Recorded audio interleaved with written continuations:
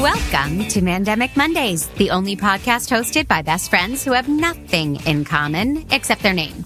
I'm Mandy Kaplan. And I'm Mandy Fabian. And every week, we're reviewing the latest release on Netflix and letting you guys know in our fashion what's keeping us interested and alive and entertained during this crazy time that we like to call The Mandemic. The Mandemic.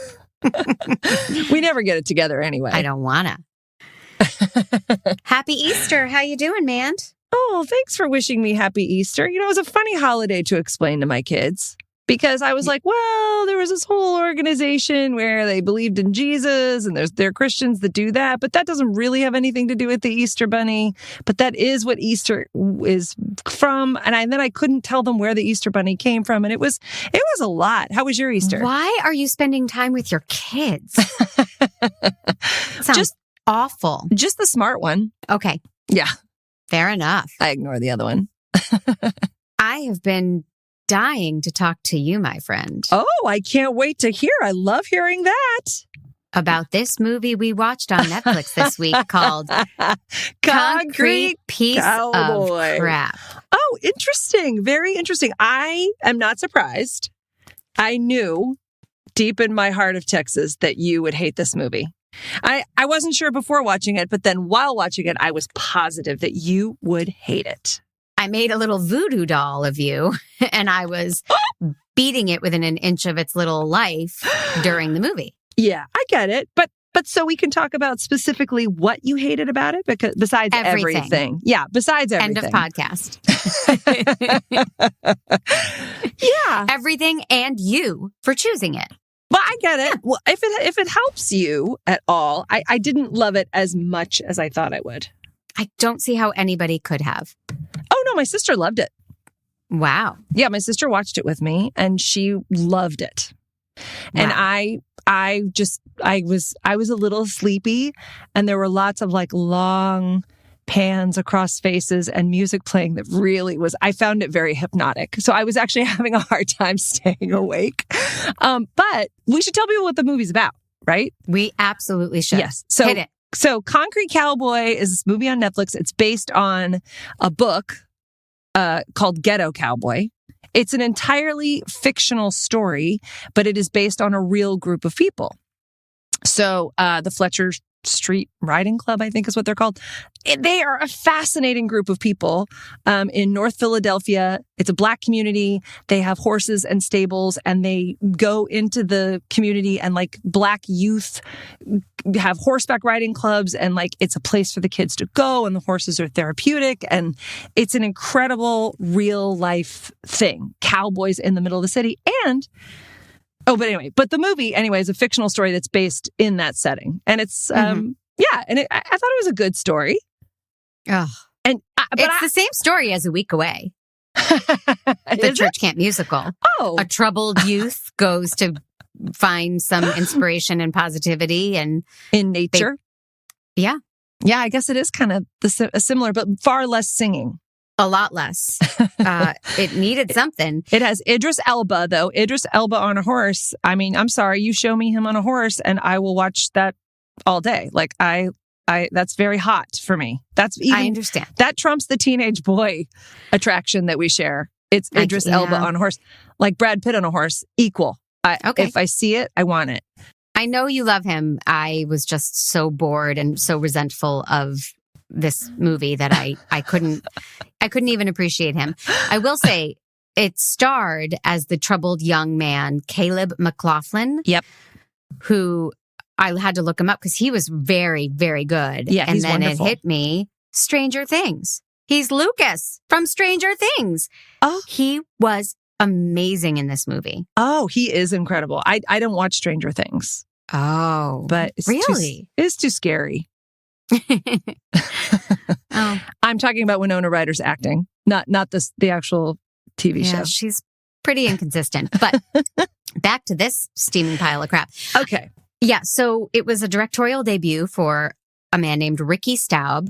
Mm-hmm. Ricky Staub and Dan Walser wrote this. And I felt very conflicted that two white guys wrote it and a white guy directed it. And it was all about this Black community. And I didn't know Lee Daniels produced it, right? Mm-hmm. Oh, it was white guys? Mm-hmm. Huh. That's interesting. You're supposed to write what you know. And so I it's funny. hated the movie so much I didn't care who directed it, but it's funny because I pitched a movie with a young Black female lead at Netflix, and they told me that I couldn't write and direct that movie because I was white. So it's interesting that Netflix is not only racist, they're also sexist. Yeah, Look at that. Wait, you're white? Sorry, Netflix. Just this week. Oh, okay. Just during from November to March-ish, I'm white. And then the rest of the time. Yeah. Yeah. I did not know that. That's an interesting fact. Yeah. I'm surprised to hear it. And the language was so rough. And as we learned, not only in this podcast, but on SatMat, I can't handle profanity, that much profanity. What? And come on. Yeah, it was a disturbing amount of profanity and the N-word and motherfucker this, motherfucker that. And it makes me so uncomfortable. It would make me uncomfortable if the white kids at Weekaway were doing it, but these were Black people doing it. So it didn't bother me as much because I just assumed that was I assumed if that was a problem, Black actors would be like, you can't have us saying this like this all the time. Right. No, I assume it wasn't a problem. It's just not my comfort level. I don't mind a swear now and then, but this was... You couldn't. You would never have maintained a friendship with me if you did. True. You know what's interesting? I can't stand movies where people smoke pot. Oh, really? I'm like a Nancy Reagan, just say no. It's not that I'm judging them for smoking pot. I'm just so bored. Mm-hmm. Stoned people bore the crap out of me. And I know they're not actually stoned, but I feel like when you're writing dialogue and scenes for people sitting around getting drunk and high, I'm like, ugh, yawn. I actually hate that more than anything in a movie. So that really bummed me out. But one of my favorite moments in the movie was actually during the time that they're all sitting around and getting drunk and high. It's that brilliant actress. I loved her. Lorraine Toussaint. Was that how you say her name? Mm-hmm. Oh, I loved her face. I loved her character. One of the things my sister pointed out in the movie was the scene where she's in front of her house and she's draped over this white horse. It's in the middle of this urban area and she's this beautiful Black woman draped over a white horse, and it's just part of their scene. It was the coolest thing. But she says this really great thing about the love of horses and how Black people know that. Did you, you're looking funny. Did you point out the exact same quote? This is at 37 minutes. If Pete wants to put in a clip. That's so funny. Tell him this, I gotta pee. People used to believe that breaking a horse meant crushing the will of the animal, dominating, making them believe that the only way it was going to survive was to submit, right? Now, Black folks, we knew that a horse wasn't meant to be dominated. Horse is meant to be free. You're right. Only way you can realize its true spirit, its nature, through love. Real rap right there. You feel that? Become one. So you loved that same moment? No, I wrote that it was one of the worst scenes of exposition I've ever seen in a movie. Oh my God, it was my favorite moment of the movie. The whole point of the movie. And it rang like everybody was like, mount up. This is the big Oscar speech right here. Here's what we're going to do. We're going to tell this story and it's going to... it was... Not at all. It wasn't presented like that at all. It was like something that sort of slipped out of her mouth while she was half stoned. I didn't think it was presented like that at all. Oh my God, that's so funny. We had different... I think we're talking about the same scene. Yeah, I just wrote exposition. Oh my God, that's so funny. And I thought it was this lyrical, beautiful thing about animals and horses and how all they really need is love and how humanity needs love. And if that was offered instead of trying to tame someone or keep them oppressed like that we keep animals oppressed. I think the relationships between them and their horses were so interesting and life-saving and so interesting. My one disappointment was that I wanted to see more of the real story and the real people. I was so fascinated by their work and I got bummed out by all the drugs. I don't like drugs. Jer said at the end of the movie that it just would have been a great documentary because they actually used real Fletcher Street riders in the movie with significant roles, by the way. Not just we're going to throw you a line. And they had real parts and they were really good. They were so very good. authentic and Oh my God. and powerful. They were really good actors. All the acting was great in this movie. Yeah. But I agree. At the end of the movie, they show them being interviewed, and that was more compelling over the credits. The last 60 seconds over the credits was my favorite part. And I think forcing this story of this kid, we never really got to know or care about anybody, I think. The kid was, making terrible choices, and the father seemed to make terrible choices, and everybody was mad at everybody. And that's true. For the first part of the movie, definitely. Yeah, that makes sense. I think you're right. I think the way that it was done was very chaotic, and it was hard to latch on to one thing. And part of the moments that were meant to make you feel something were presented like, this one's going to make you feel something. That's true. So that's true. Yeah.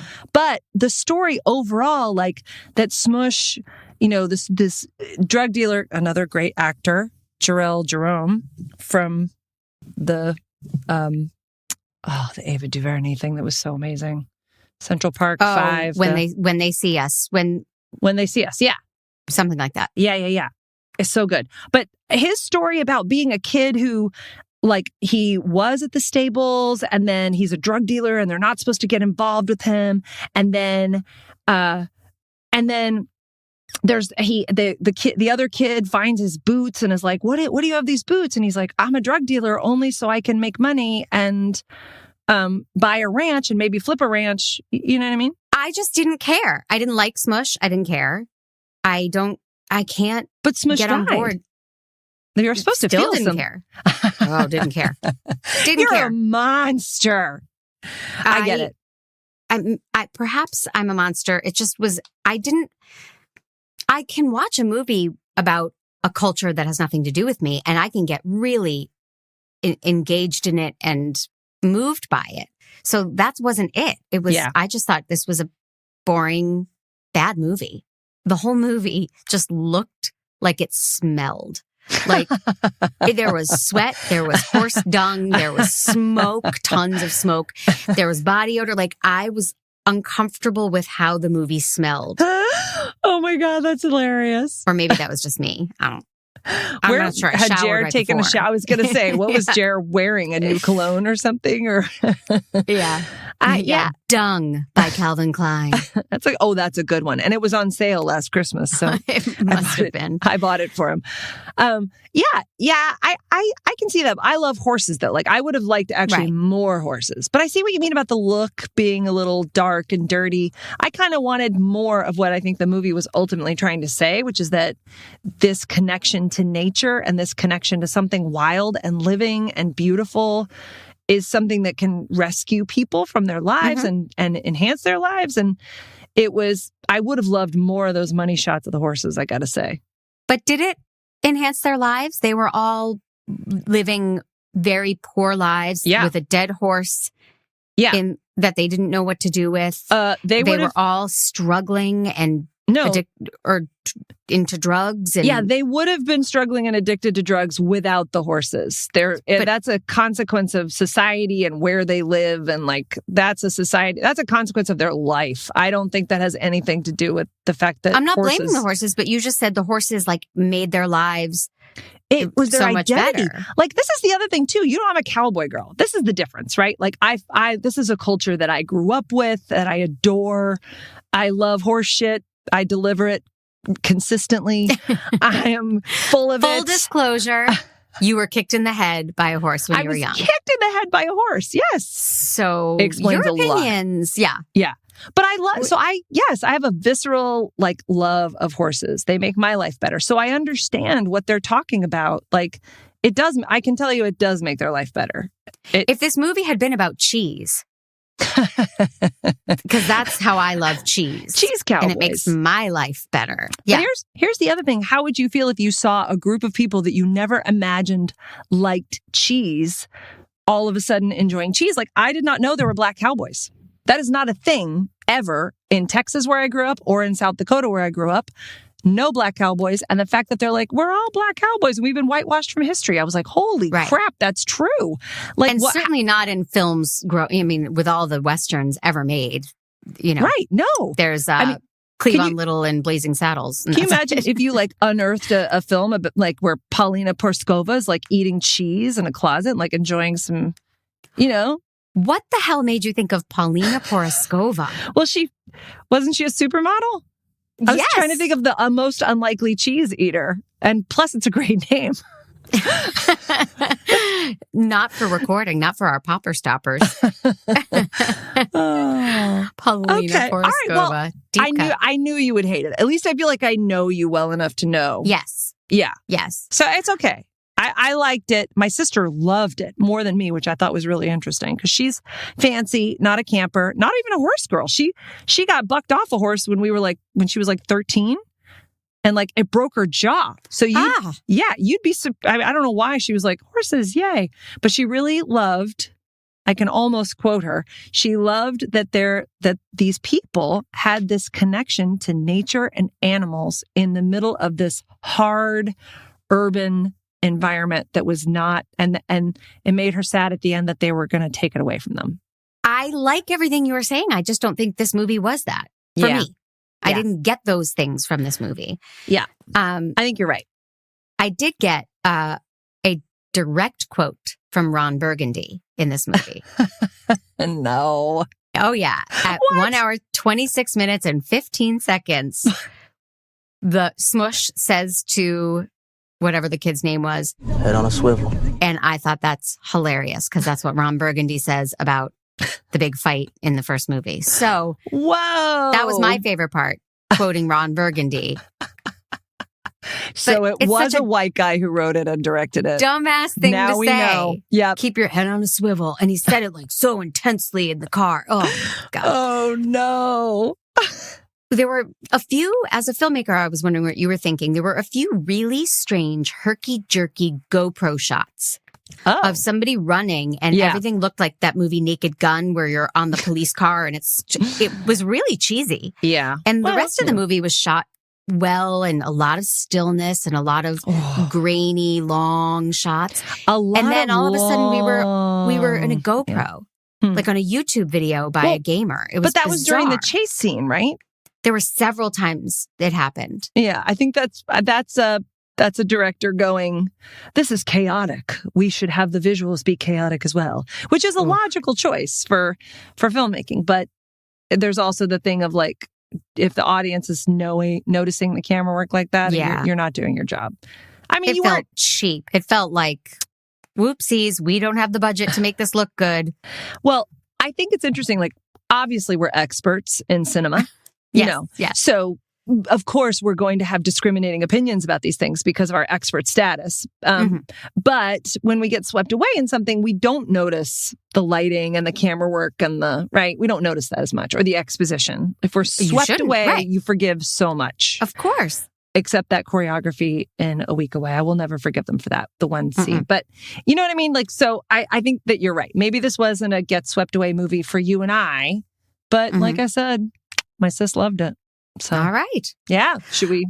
Well, there was one more thing that it was a climactic moment in the movie when the horse that has bonded with the boy goes crazy. Yeah. And they made it seem like this very intense, dramatic thing. Yeah. And it was the dumbest thing I've seen on screen. They were all like, link arms, send the boy in to hook the horse. And I actually said to Jer, I'm like, this poor horse is getting a bad rap. Like they're setting off firecrackers or something to spook the horse, right? Yeah. Well, and probably a very sweet horse in real life. Well, of course it would be a trained horse. They're not really going to have a wild stallion on the thing. But such a good actor, such a dick in this movie, especially in this scene. But like a 10-minute sequence of him climbing on a horse with everybody holding hands around him, making a human wall. It was so dumb. Were you moved by that scene? Well, yes, because it's an interesting, the way you control horses with your energy. But I will say this, the way the horse was shot, I didn't get the sense that he was that wild and crazy. He was just sort of bucking and rearing, which horses do when they're playing. And that was a tough thing. But then, like a movie like The Black Stallion, that horse is wild and scary. So somehow they managed to, I didn't for the sell of this horse is dangerous wasn't as legit to me. Even though all the stuff was right, the like, oh my God, he's on the baseball field, and them calling to the baseball players like, yeah, I'll get back, and like it should have been there. Maybe they just took too long. Like maybe they tried to shoot too much, and so the horse looked too. They used shots where the horse just looked like he was sort of bucking because somebody said buck. Yeah, just hanging out. Yeah, I agree with that. And I control horses with money. Oh, you do? I do. I thought that was hookers. Horses too? Yeah. It's all of it. Yeah. It's my family. It's my friends. You have quite a bit of control then, I guess. How are you getting paid more than me for this? Be honest. Yes. Damn it. God, I knew it. So my overall impression before I know you want to rate it. But my overall impression was I was nervous to do this podcast because this feels like a movie you have to say you like. And I was tempted to come in and be like, it was really interesting and beautifully shot and like pretend I didn't hate it. Right. But I can't. You don't have to lie. I never want you to lie. I can't lie to the people. I can't lie to you. No. Well, no, that's not true. I've caught you in like 2 lies in previous episodes. I keep track. Oh. Yeah. I'd like to see that spreadsheet. Oh, it's on the web. It's on our website. Okay. Yeah, it's for the Secret Club listeners. Oh. The ones who contribute a little to my salary every month, they get all the dirt on everything. Someday we'll really have that secret club. Yeah. But do you know what I mean? Like, yeah, you know, it felt like Oscar baity, like it was trying so hard to be. It came from, I guess, Toronto, right? The film festival. So I wonder if this is a movie that will end up getting good reviews and good word of mouth. It's number 3 in the U.S. today on Netflix. Mm-hmm. Yeah. Like when we watched it, like it came out on Friday and now it's like number 3. So it's like, well, your sister is a very powerful influencer then. She is. Well, she tweeted and it went nuts, you know? Yeah. I was trying to think of other movies. Like I know I've sat through movies that everybody loves. Oh. And then I feel guilty that I'm like, how do I say I didn't get it or like it or? Oh, 100%. That happens to me all the time. Can you think of one? I'm trying to think. Well, pressure.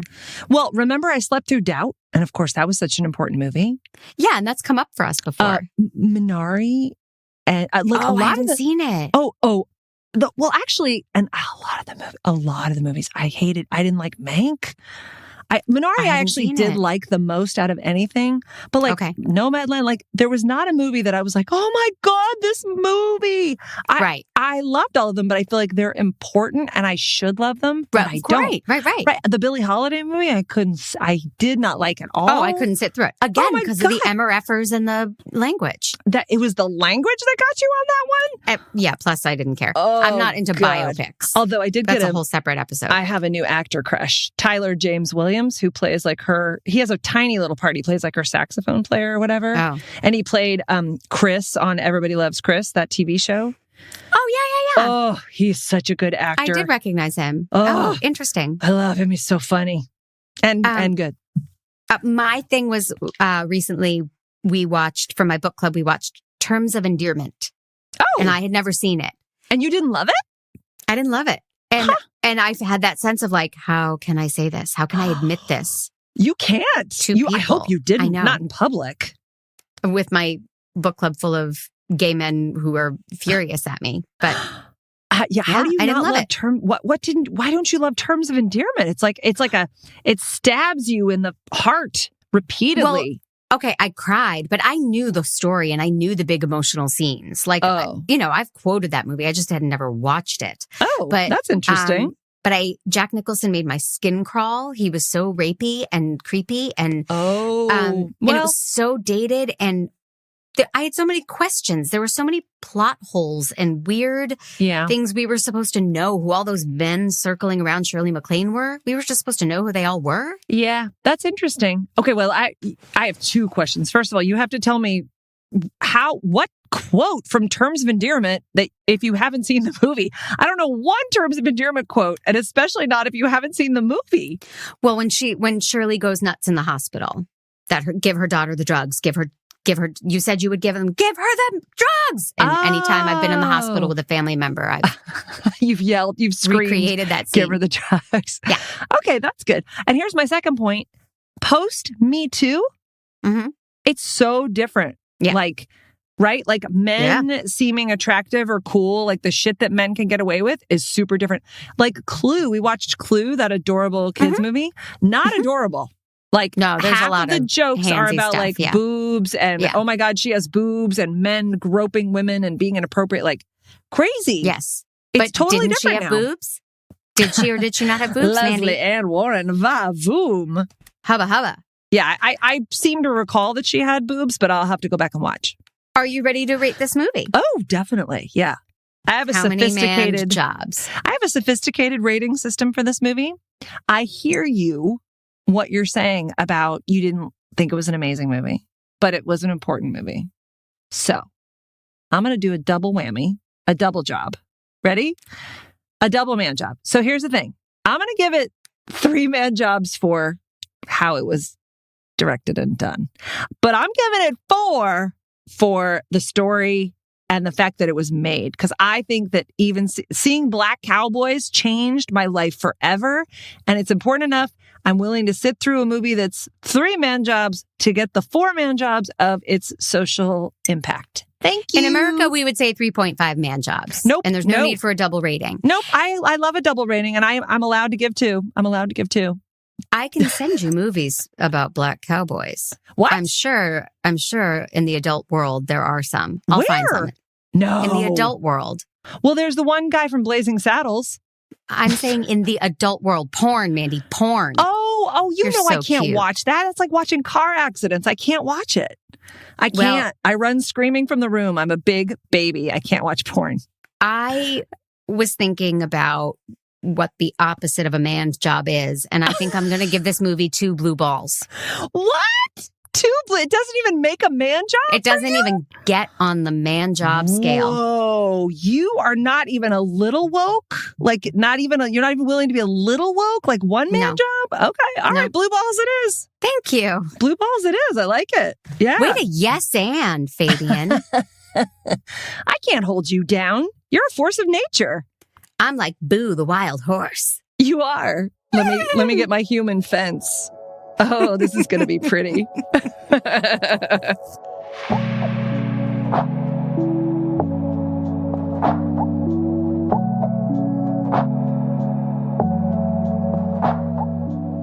Ooh, we got to wrap this up because you know my bedtime is like 8:15. I know. You poor thing. Well, how do you get through it? It's causing some strife in my marriage because more strife in your marriage? Yes. Oh God. Jer wants to stay up and watch stuff, and I'm like, I got peace out. I can't stay up past 8:15. So to be fair, you wake up at like 2. I do. Yes. So he watched this series on Netflix called Behind Her Eyes, and I said, I can't stay up to watch it. I'm going to listen to the book on audible.com. You're the smartest and I'm the a prettiest. problem solver. You are. Yeah. So I am thoroughly enjoying. It's read by 2 incredible British actresses who have the most soothing, exciting voices. And I love Audible because I listen to it in the car. I listen to it running errands. I listen to it on my walks that I started to in the morning these days. So... And love it. You can listen to a thriller like Behind Her Eyes, no spoilers. Didn't even know it was a book. It's a bestseller, I guess. And you can listen to novels, self-help, nonfiction, all this amazing original content. Yeah. If you go anything you want. Yeah. If you go to www.audibletrial.com/mandemic, here's what's going to happen. You're going to get a free trial. You're going to pick a book that you get to keep, whether or not you continue your relationship with Audible. No money exchanges hands. No, it's not like how I pay horses. Right. You're so good with them. I really am. So everyone should go to audibletrial.com/mandemic. Try it out. You won't go back, right? I mean, now you can't stop. They have everything on this site. They have every single book and great comedy things and original content. Like it's such a feast for your ears, and it's a one-stop shop, and you'll never go back. Exactly. And then My marriage will be saved when I finish and I can talk about Behind Her Eyes with Jeremy. I don't know about that. I give you guys a couple months. That hurts.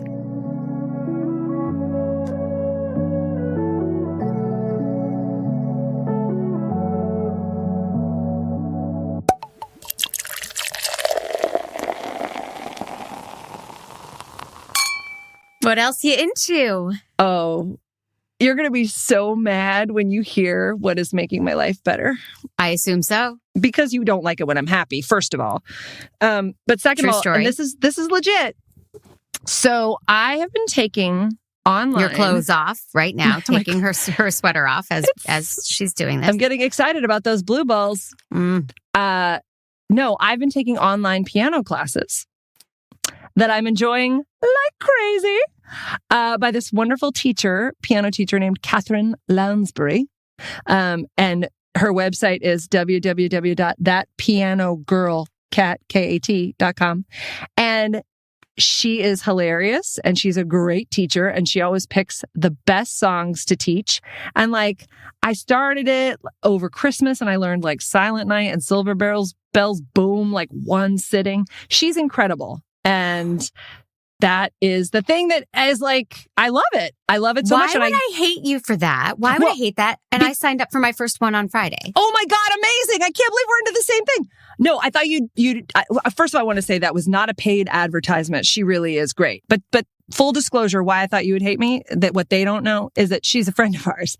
So now clearly I'm a better friend because you did the classes before. I took the classes before. Yeah. So the fact that I moved up in her esteem maybe would make you hate me, because I know that her opinion, like you worship that girl. And who wouldn't? Do. She's a goddess. Yeah. I'm madly in love and I'm so excited to take a class finally. Oh, it's so much fun. She's so good. Yay. Yeah. I mean, it's so, my face initially when you were like, I'm taking online piano classes because what I have been doing to stay sane is taking online dance classes. Oh. So if you can picture this, if we can set the scene, maybe get some sexy R&B going, Pete. I feel like you should take an off-the-shoulder sweatshirt off. You know what I mean? I don't have anything underneath, but I'm happy to do it. Well, that would make for a different podcast. You know I can't watch porn. No, leave your clothes on. I know, baby girl. So in my kitchen, I push aside, I have a little island and I roll it away. Ooh, yeah. And then I put my computer up. So I have my own little dance studio in my kitchen. Oh, yeah. And I discovered this online dance studio. I mean, they're a real dance studio when it's not pandemic times called Euphoria, Uforia. Euphoria Dance Studios. They're out of San Francisco. That's misspelled, but okay. Yeah. It's very Will Short's crossword puzzly. And, and I have been doing this since maybe month 3 of the pandemic. They offer like hip hop and it's mostly hip hop. And I used to dance. I mean, my whole life I danced and then I haven't really, taken classes as an adult all that much. So to discover a reason to wear my split sole shoes, wear my dancers out there and to break a sweat in my kitchen. You break a sweat? I do. Well, I don't because I don't sweat. I glow. Okay. Now, here's my problem. It all ties in with Concrete Cowboy. So they're like, this class, we're going to do this routine to this song, right? And I'm like into the choreography. And then they're like, let's press play on the music. And the music comes on and it's like, bitches be what? Bitches suck my dick, bitches and hoes. And I lose my mind. Oh, you hate the word bitches. You hate it. I hate that word. And all the songs that they use, it's like, when I think hip hop, I'm like, like TLC, because I'm so old. Push it real good. Right. Well, that's Salt and Pepper. But that's what I think of because I'm so old and white. But they're using actual current hip hop. So there was one routine that I had to stop because the lyrics to the song were like, I'm going to lick it. I'm going to suck it. And I was like, I can't. Not to mention my kid's home, and here I am in the kitchen, like doing very raunchy moves to disgustipating songs. So I love Euphoria Studios. This is a shout out to them. They are not my friend. This is like, they will be after this, obviously. I have a renewed love of dancing, which is great that you're playing piano. I'm dancing. That's We're taking it on awesome. the road, Fabian. I love it. I'm probably not going to dance because I'm lazy, but you have inspired me to write a hip hop song. And play it on the piano while I dance, whilst I dance. Yeah. I'm going to sing it for you, maybe with bleeps. I love it. Beep, beep, beep. Get my beep and your beep.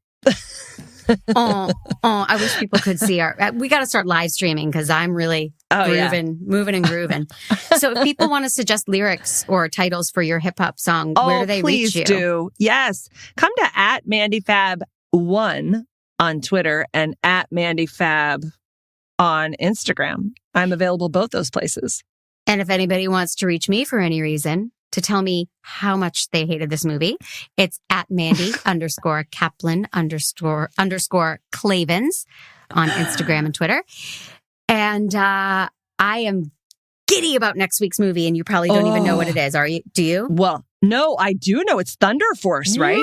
Thunder Force. God damn it. And it wasn't until today that I was like, is that Melissa McCarthy? Are you effing joking me, bitches? Wow. I had to do it. Come on, I had to That's do it. like our breakup right there. With again? Octavia Spencer. Baby, you know I don't break up with anybody. It's true. We'll go away on a little vacation. It'll be great. Yeah, we'll go to Vegas. We'll gamble and blue ball a little. Yes, a very outlandish comedy in which Melissa McCarthy gets superpowers because Octavia Spencer injects them into her accidentally. And I can't wait. Can't wait. I adore these ladies, and I adore this brand of comedy. Bobby Cannavale, I think I saw. Ooh, love him. Oh, Jesus Christ, I love him. Cheese and rice. So, great. That'll be the movie we talk about next week. We'll be like, what's that? There's a space term. Like, what's the thing that you talk about? Speed through space, the jiggerwatt, warp the speed. Juggernaut, warp speed. Yeah. Oh, wow. God, can you believe Jesus, that I knew a space did you become reference? a scientist overnight? How did that happen? Nanu. Nice. Okay, now we're back. Live long and prosper. Okay. Yeah, now I recognize you. Okay. Great. Looking forward to it. See you next week. See you next week. Love you. I love you.